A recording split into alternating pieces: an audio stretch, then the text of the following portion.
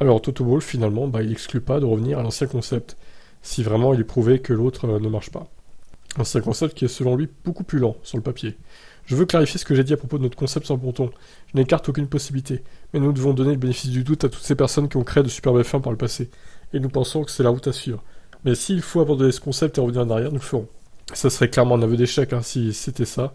Encore une fois, la prochaine course à Barcelone nous permettra de corréler les données que nous avons récoltées en février avec l'ancien concept et d'en obtenir de nouvelles, avec notre voiture telle qu'elle actuellement.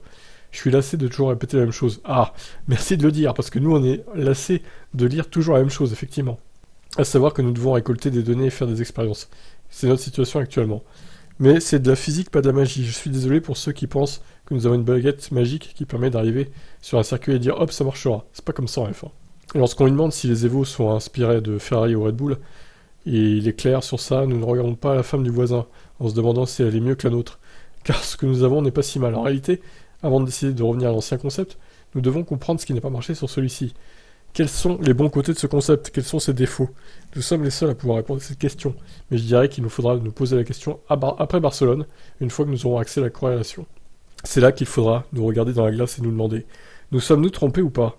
Telle est la question qui devra trouver sa réponse, car il faut penser à la voiture 2023.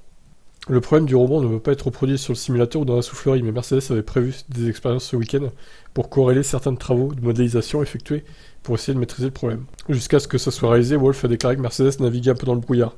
Il est évident que cette voiture a du potentiel, mais nous ne savons pas comment le débloquer. C'est une voiture très difficile à piloter car elle est toujours à la limite, et la bonne fête de performance est délicate à trouver. Disséquer les infos est une procédure fastidieuse car très longue, et les données ne révèlent pas toujours les problèmes dont les pilotes parlent. Ils ont certainement entre leurs mains une voiture qui n'est ni confortable, ni prévisible à conduire. Et ça, les données ne vous le disent pas.